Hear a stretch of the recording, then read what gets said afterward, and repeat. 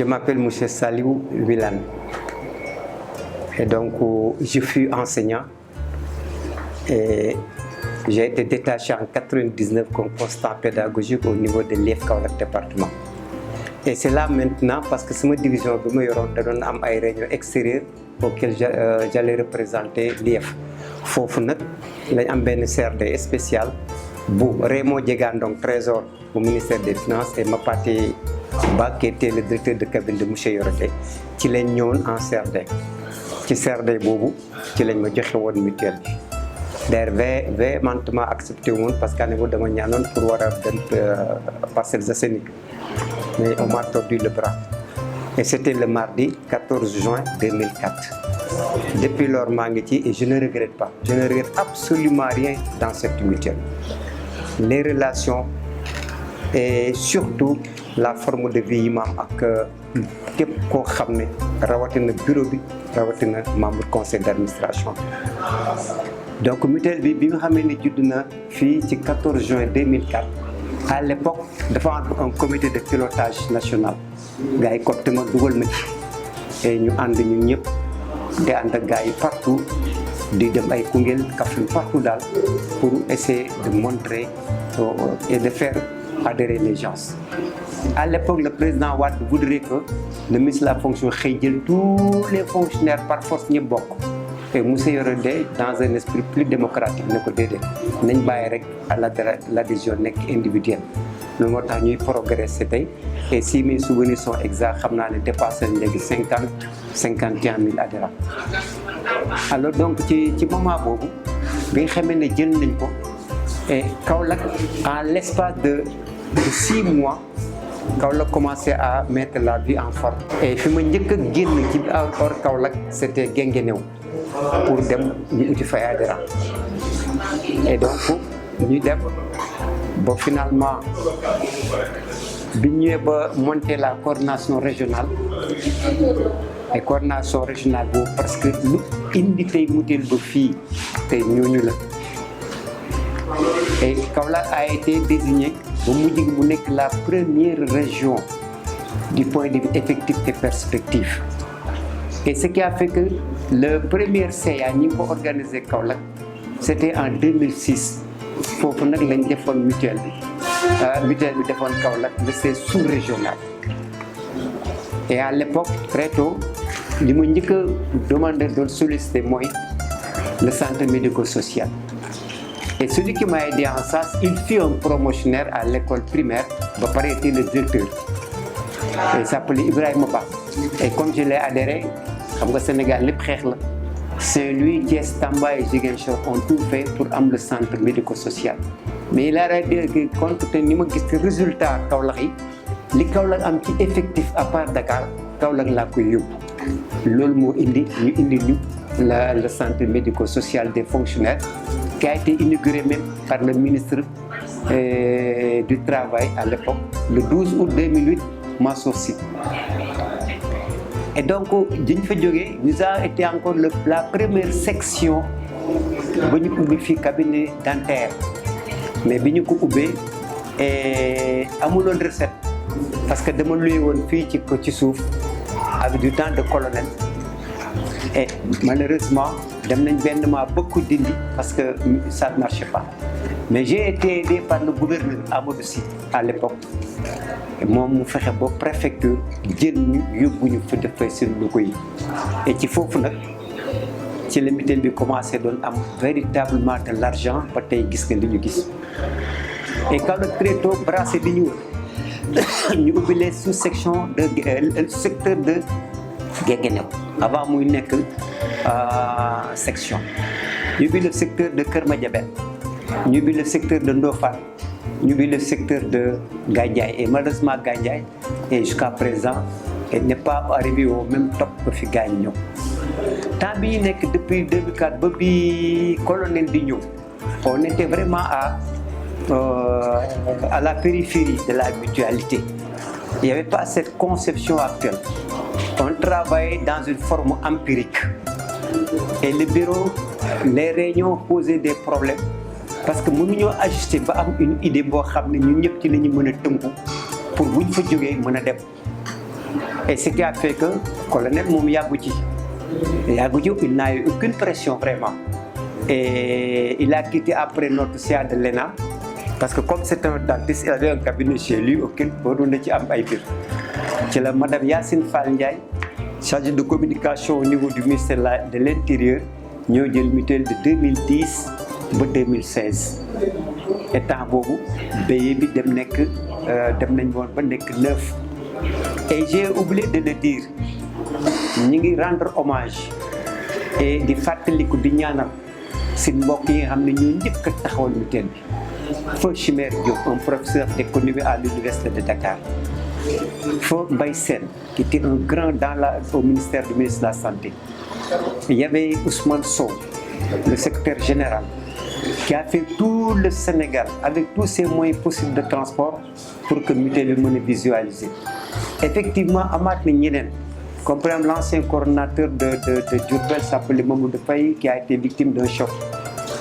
Et nous, ba ñëw ci yenn coordinateurs yi mel ni comme Ibrahima Cissé bu Nioro ak tant d'autres ak Diop qui était à Tëngéej. J'ai oublié de le dire au début ñu ngi leen di ñaanal yàlla yokk seen leer parce que def na lépp lu ñu mën a def à leur époque dans leur vie interne pour que mutuelle bi mën a dem. Évidemment temps yooyu yëpp nag et comme aussi argent bi xawaloon bëri parce que on s'est fait tout simplement des cotisations. Il n'y avait pas de partenaires qui avaient donné des matériel wala may ñu dara sauf la mutuelle française yi ñëk may ñu ñaari fauteuil dentaire mom lañ installé won kaw la jël bi wañi ay matériel dugal ci bi. Mais nos objectifs ne peuvent pas être aussi atteints. Je ne dirais pas que l'ancienne PCA fait laisser de l'Est, mais tout est problème talent. Fii la bëgg dem. Donc loolu mooy différence bi.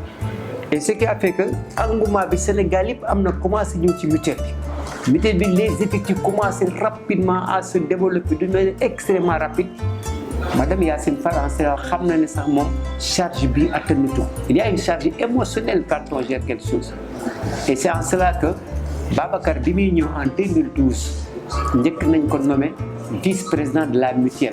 C'est l'Assemblée générale qui s'est tenue à la place du souvenir. À Bobo aussi nommé Diédiou aussi élu comme mon trésorier national. Man qui faut la secrétaire général adjoint à Ousmane. Parce que comme je commençais à taper du terrain, à reconnaître les surfaces, les gens ont tout fait que par exemple man il faut me bouger. Et c'est mon premier voyage quand je suis au secrétaire adjoint, c'était Saint-Louis. Et à Saint-Louis, j'ai monté cette mutuelle. Il y avait à l'époque 6 personnes quand je venais là-bas. Et aujourd'hui, l'Iguille mutuelle dit, mais il faut le reconnaître. Et Babacar nous a mis dans une sphère extrêmement scientifique. Aujourd'hui, bien que même nous gérons ensemble, l'Union africaine de la mutualité, Babacar est devenu le vice-président. Il est devenu même au niveau mondial et le trésorier. Et le Kowaral Moy, conception comment développer une mutuelle. Donc, en atteste, il y a plus de bons de commande. Actuellement, avec les logiciels auxquels les pharmaciens travaillent, actuellement, c'est un véritable service. Amatul Tchambal, Amatul Don c'était du n'importe quoi. Les gens étaient dedans. Donc, il fallait que nous ayons des unités de travail qui nous permettre de faire quelque chose de plus. Aujourd'hui, la MSA a engagé 52 fonctionnaires, ce qui est rare dans une mutualité. Parce que très tôt, le colonel je suis le premier à dire que nous allons créer un centre dentaire. Il me dit que ce n'est pas possible. Nous allons créer un centre dentaire. À chaque réunion de bureau, si nous avons dit que nous allons créer Raymond Djegando m'avait remis un livre auquel toutes les connaissances de la mutualité et il me permettait même en pleine séance de travail au niveau du ministère de l'appeler pour qu'on puisse échanger. Mais colonel dem na ba xam par la bi muy dem na ñi mënatuma ànd ak ñoom xam ne ne gars yi tournure bi ñu jël moom mënu ko jël. Aujourd'hui Imaginez que Babacar Bimigno, il existait que le centre dentaire de Kaolack, que nous avons mis en fonction dès le lundi 7 juillet 2003 avec l'ancien et le premier docteur dentiste qui s'appelait Ibrahim Niang. Aujourd'hui, il est pris par la fonction publique. Actuellement, on a inauguré le centre dentaire de Dagana, on a inauguré le centre dentaire de Nema et le centre dentaire de Kabiskri. Et au niveau même du Ziguinchor, il y a un centre médical où il y a une plateforme médicale multifonctionnelle. Alors l'OLIP, c'est sous son règne. Et bien, malheureusement, AG bi passé, avant que le conseil délégués ont apprécié le travail de ce bureau, en particulier du président pour plébisciter nous gagner des marques. Nous avons inauguré le samedi 27 novembre passé en compagnie de 15 pays, 24 mutuelles qui étaient présentes à l'hôtel Axel dans le cadre des journées de l'Union africaine de la mutualité. Et le siège se trouve en face du siège Djamra. Et aujourd'hui, tout le monde atteste que, à part la Côte d'Ivoire, la MSA dispose du plus grand siège dans l'histoire de la mutualité. Côte d'Ivoire 9, R+9, 3 qui sous-sol. Mais nous avons 6 et des maisons déjà louées. Et tout Dakar, Kourambou, ce que je reçois de téléphoner mes bilans, mais ça fait du temps. Parce qu'au début, les gens ne croyaient pas que l'OL monnaie qu'on liguait. Et on l'a fait sur fonds propres. Nous n'avons fait aucun emprunt à la banque ou dans une banque. C'est les fonds de la mutualité, les cotisations qui les liguent. Depuis 7 ans, et l'évolution de la mutualité, où nous sommes actuellement aux environs de 50 000, 51 000, 52 000, mes souvenirs ne sont plus exacts parce que la semaine passée, le mois passé, là, que je délire. Nous, membres du bureau,